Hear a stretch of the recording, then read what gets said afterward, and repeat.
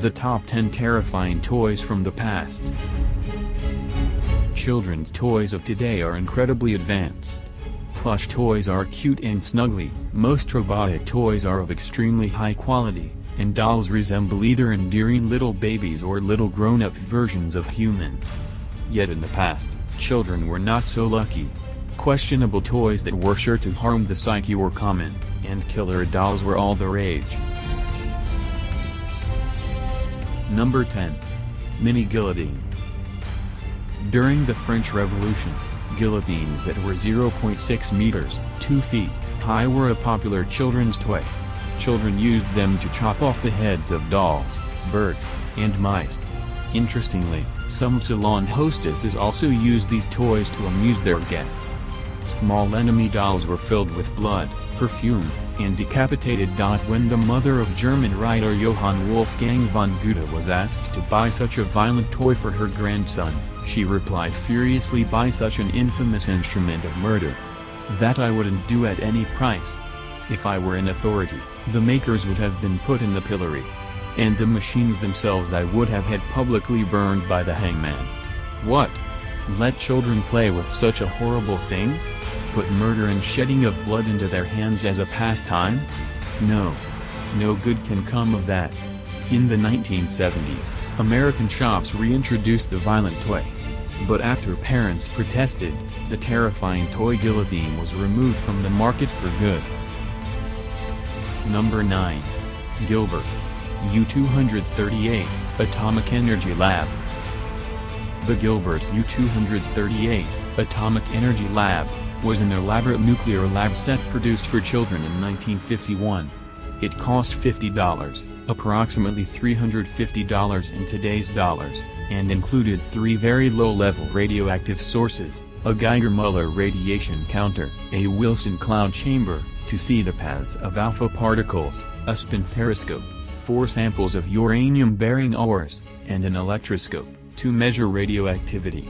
Alfred Carlton Gilbert, the inventor of the set, claimed that the radioactive materials provided in the set were absolutely safe.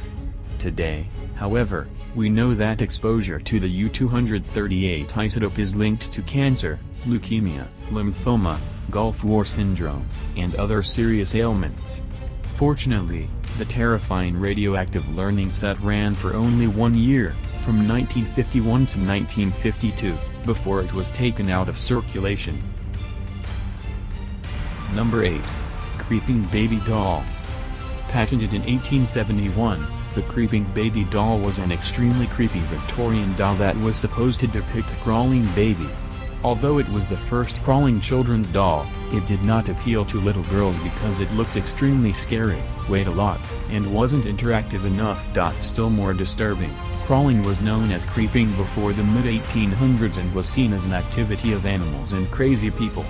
Standing tools were used to encourage children to stand and walk from a very young age, but sometime in the mid-1800s, crawling became normal and dolls with clockwork elements became popular. Number 7. Babies, First Butcher Shop. In Victorian times, gruesome-looking, doll-sized butcher shops were all the rage as an alternative to regular dollhouses. Although they looked quite terrifying, they were incredibly popular with less squeamish children. These butcher shops were an exact representation of actual butcher shops and included wooden butchers and their assistants in striped aprons, strings of sausages, whole miniature carcasses hanging from real iron hooks, and floors covered with sawdust and blood. A doll-sized butcher shop might seem rather shocking to us today. But in Victorian times, it was akin to the supermarket playset of today, both with the purpose of learning about money and food. Number 6. Frozen Charlotte. Tiny, unglazed porcelain dolls with no movable limbs were first manufactured in Germany in 1850 and sold as playmates for babies during bath time. However, the tiny white dolls soon became associated with a popular poem of the day called Young Charlotte, written by Saba Smith. The poem was about a young woman who froze to death on New Year's Eve as she was riding in a sleigh with her sweetheart.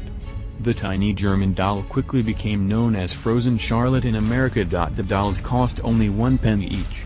If having a doll that represented a frozen woman was not scary enough, They often came with their own coffins and blankets.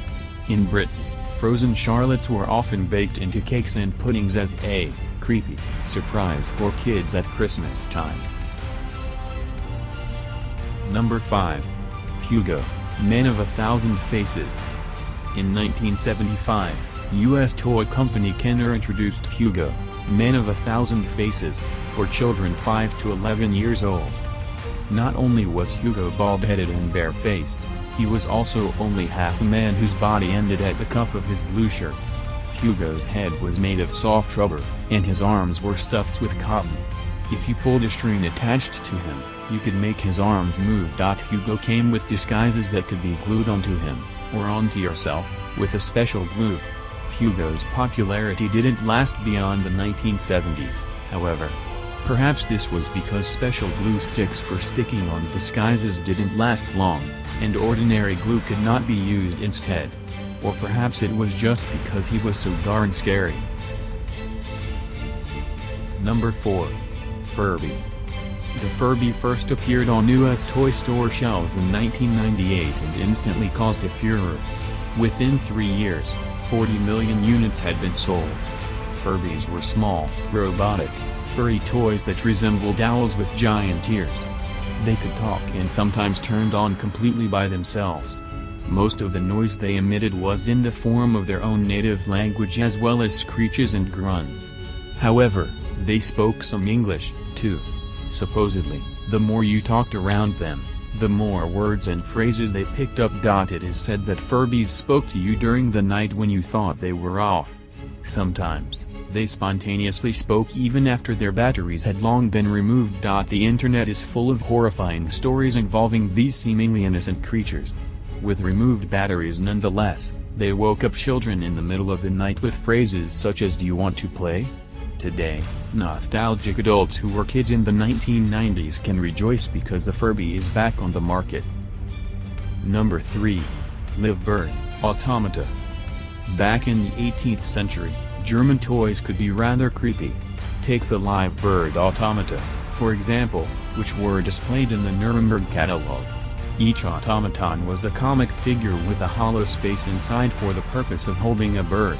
As the bird struggled inside the automaton, it gave the toy figure all kinds of motions. The catalog boasted that no one would imagine that a living bird was inside but would suppose that it was clockwork which made the head, eyes, and beak of the bird move.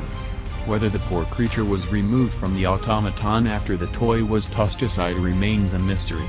Perhaps only the smell of rotting meat alerted the kids that a new live clockwork was needed. Number 2. Baby Secret. Baby Secret was a creepy doll manufactured in 1966 by the Mattel Toy Company. About 45 centimeters, 18 in tall, it had a soft baby body and a vinyl head. It wore a red dress and a white bib and had an open mouth which moved when it talked. The doll's whisper feature worked when her pull string was pulled, and her voice was extremely terrifying and lifelike. The commercial for the Baby Secret doll was just as scary as the doll itself. It included the creepy, demonic doll whispering phrases such as "I want to tell you something" and "I like to sleep with you." Number 1. Little Miss Noname. Little Miss Noname was a doll that was marketed by Hasbro Toy Company in 1965.